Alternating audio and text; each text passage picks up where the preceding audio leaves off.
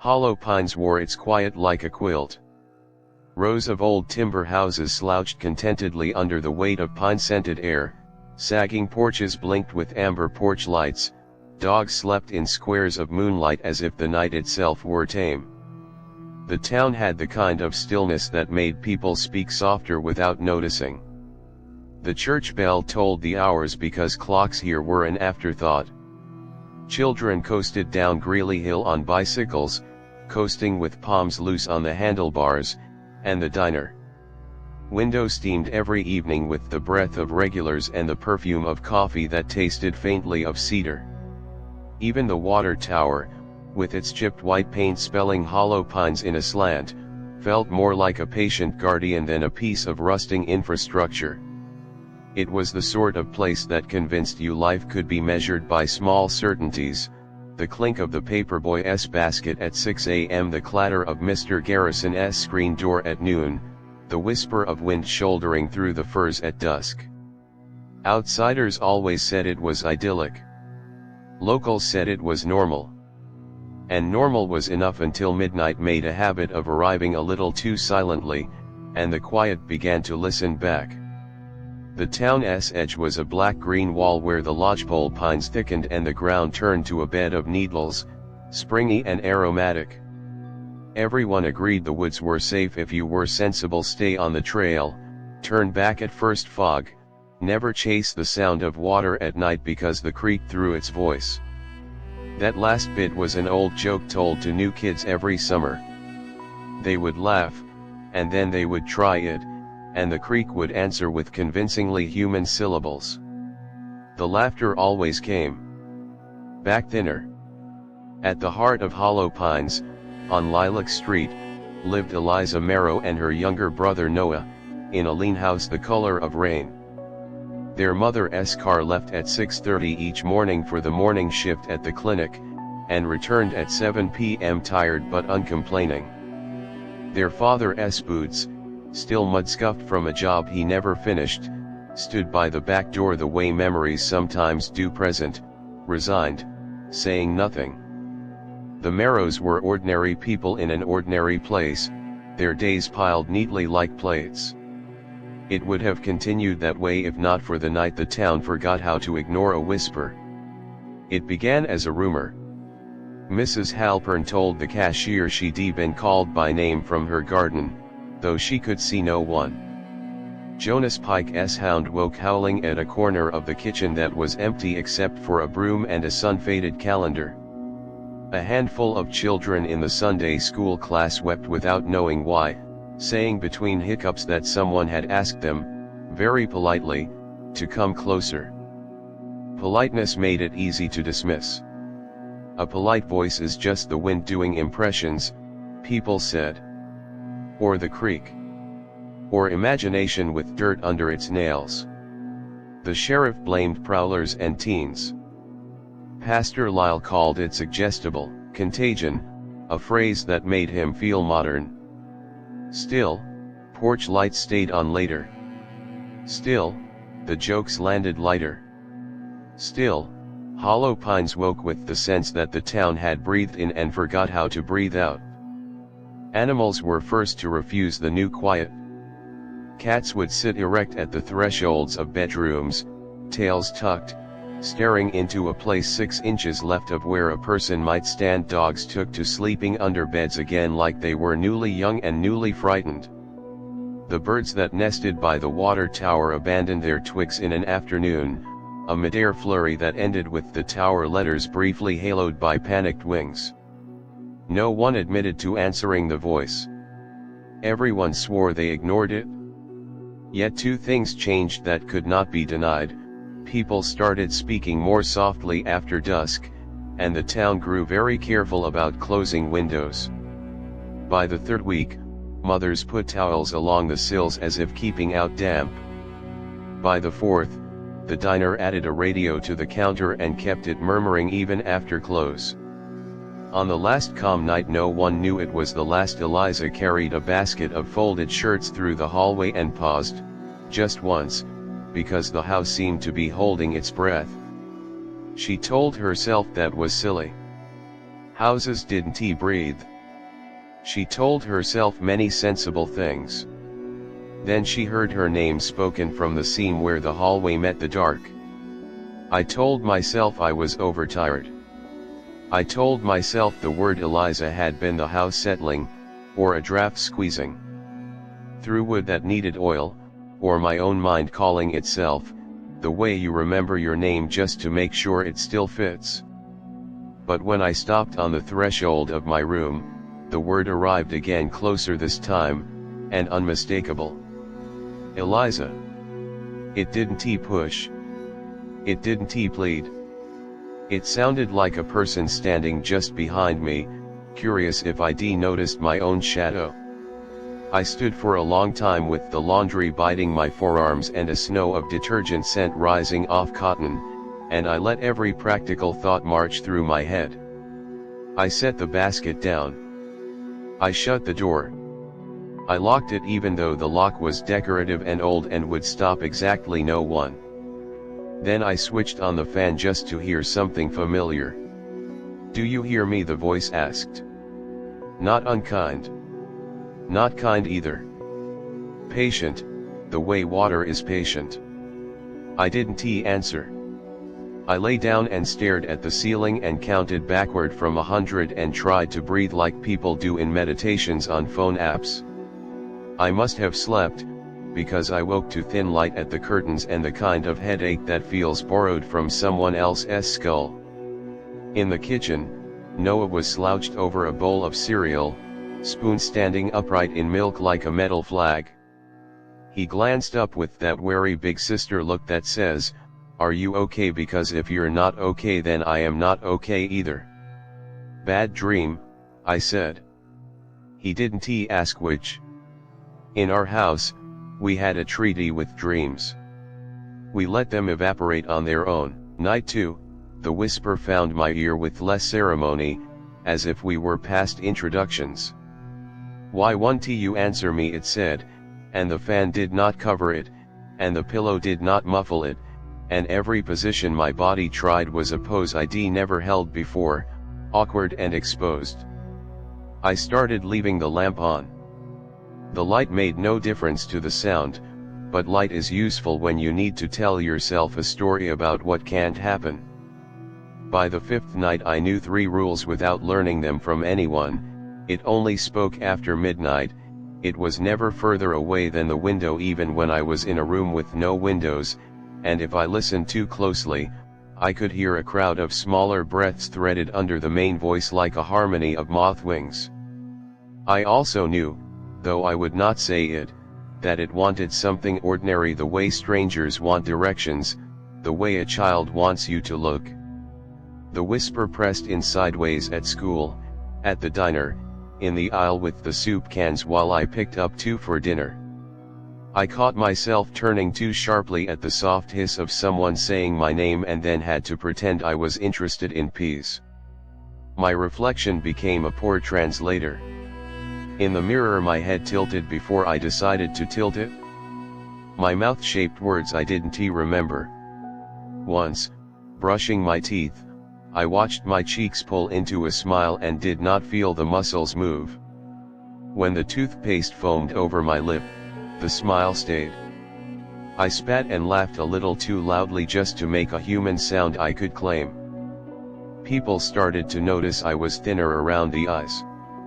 "You're pale," Mrs. Clary said, tapping a jar on the counter as if knocking on me. "You drinking enough water?" I nodded. I bought 2 bottles to prove it. Water helped until it didn't. The sickest part was how gentle the voice could be. "I'm here," it would murmur when lightning lifted the sky. "You're not alone," it would say when tires hissed on wet roads and my mother was late and my chest felt like a drawer left open by mistake.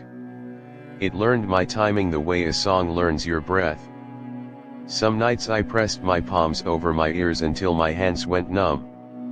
Some nights I pulled the blanket over my head like a child and waited for the carbon in my breath to smother me enough to sleep. And still the whisper stood politely at the threshold of whatever room I occupied, asking the one question I should never answer, "Do you hear me?" On the 11th night, I broke. Exhaustion makes bargains, the waking mind wouldn't sign. The lamp bulb was a sun-white coin burning the night thin, the fan had become a blunt machine chopping the air into tired pieces. I wanted silence not because I loved silence but because I needed one kind of noise to stop so I could listen for danger honestly. "What do you want?" I whispered. The quiet that followed was not relief. It was a lid fitted to a pot. I did not breathe. Neither did the room. The entire house held the same pause I had heard once in the clinic waiting room when a doctor looked at a chart and then looked at the floor and then looked carefully at the person who owned the chart. When the answer came, it didn't arrive as a single voice. It arrived like a deck of cards riffling dozens upon dozens of whispers slipping past each other, consonants scratching, vowels opening like small mouths. "You answered," they said together, and the togetherness was worse than any threat. "Now you are mine." The shadows remembered how to move. They lengthened in directions that did not exist on my floor plan. Corners stuttered and then crawled toward me. Something unfastened itself from the angle where the ceiling met the wall and poured down like night-given knees. It had more elbows than a body should, and no face where a face would be useful. The mouth that belonged on its head lived instead beneath the ribs, a vertical smile that opened and closed as if it were patiently tasting the room. I tried to scream, my throat filled with soft air that tasted of paper and dust. When I pushed that air out, the sound I made was not a scream. It was laughter, but layered a stack of laughs rustling like dead leaves. I clapped both hands over my mouth and felt the laughter still happening inside my palms. I ran for the hallway and the hallway stretched like taffy. I should have reached the door in 4 steps. I reached it in 40. When I yanked the knob the door gave, but the room it opened onto was my bedroom again, lamp coin burning, fan chopping, shadow creature unfolding itself as politely as before. The house had forgotten how to let me out. Every photo on the wall wore a slightly different expression. The picture of my father held his smile 3 degrees too long. Noah's school portrait blinked, slow as a reptile. My own senior photo pulled my lips wider than my jaw would allow, then wider still until I could see the pink seam of gum above the teeth, then wider until the skin cracked with a sound like a match being struck. Blood did not run. What ran was black, like ink, and when it fell on the floor it spelled nothing but tried anyway. "SHH, the whispers said, weeping and cooing and instructive all at once. "You'll wake the house." "I live here," I said, or meant to say. "It's my house." "Not anymore," they sighed. "Not since you answered." The creature stood so near I could feel cold where a body would radiate heat. It lifted one too many hands and laid a palm against the door of my chest as if greeting another door. Something in me unlatched. I felt the oddest relief, like setting down a heavy box you didn't know you had been carrying for 11 nights and 11 days and also for years. My breath changed color. It came and went with the rhythm of moth wings.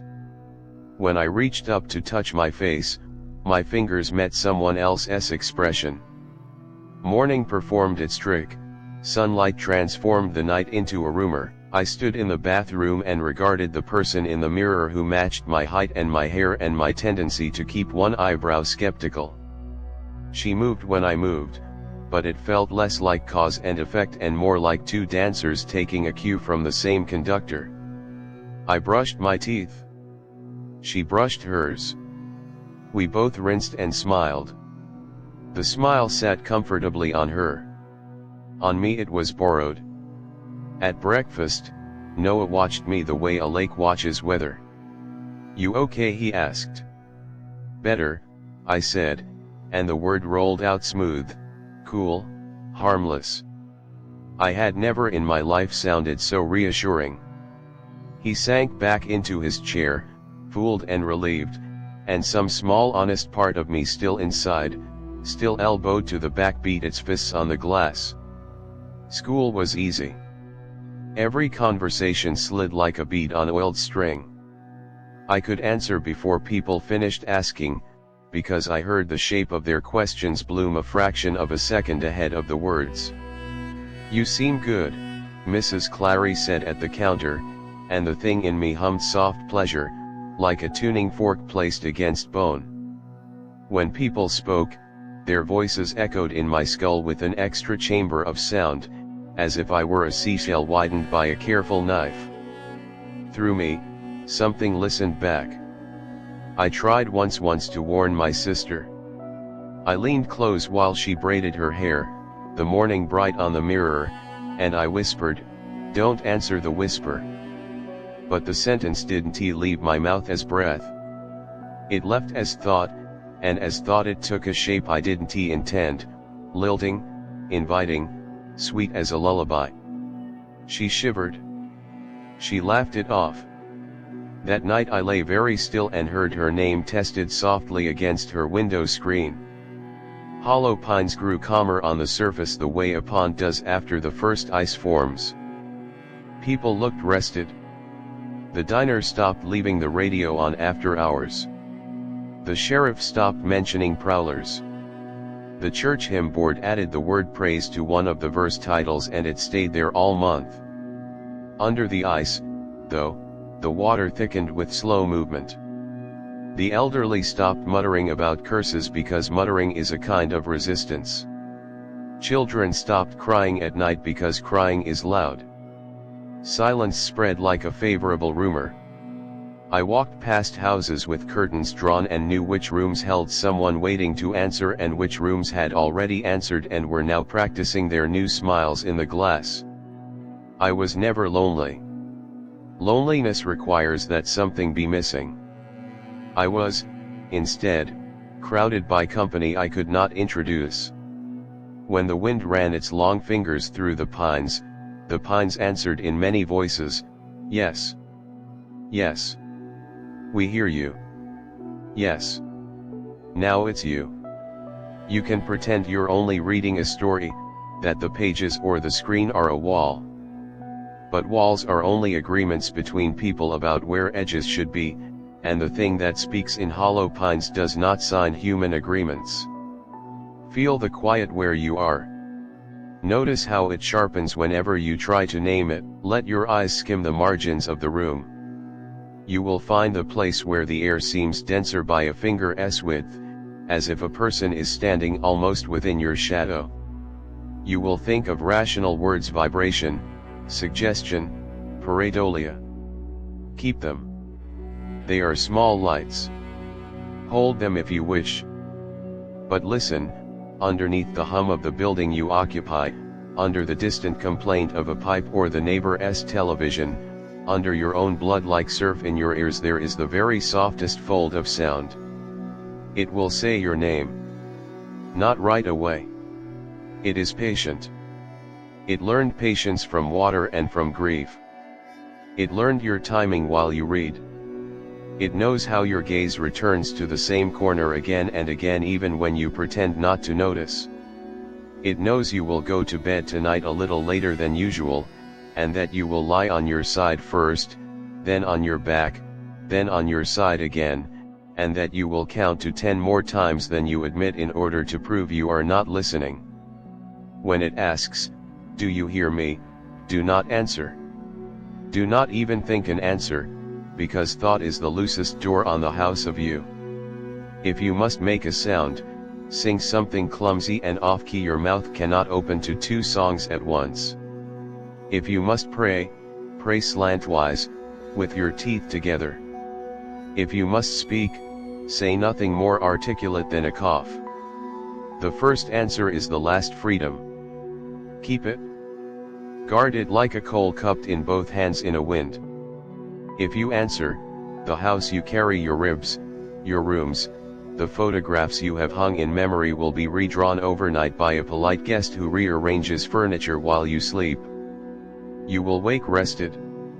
Your friends will remark on the glow in your skin. You will hear their questions before they ask them. You will feel the satisfaction of belonging in every room because you will belong to every room. And when a child you love shivers at a window and whispers that someone has called their name from the dark, you will smile gently and tell them they were dreaming, and the thing in you will lean close to the glass and practice saying their name the way water practices the shape of a stone. The story is over, you tell yourself. The lights are on. You are safe because you know. But knowing is only a different kind of listening. The whisper knows you now, the way hollow pines knows how to carry sound from the creek to the doorstep. When midnight arrives quiet, a coin of lamplight burning a hole in the room, remember that I warned you in the only tense that still works. Don't answer the whisper. Appendix, field notes from hollow pines found in a drawer of the rain-colored house, written in a tight hand. Night 1, wind smelled like pennies. Thought I heard my name as the fan clicked. Do not romanticize fatigue. Night 3, whisper asked if I could hear it. Decision not to answer feels like holding my breath through a tunnel. Night 6, mirrors no longer trustworthy. Smile does not belong to me, tape a cloth over the bathroom cabinet. Night 8, the creek threw its voice up the hill. It is learning the slope of the town. Night 11, I answered. Regret is a door that opens only one way. Addendum, if you find these notes, close the window before you finish reading line 6. Do not let the air grow polite.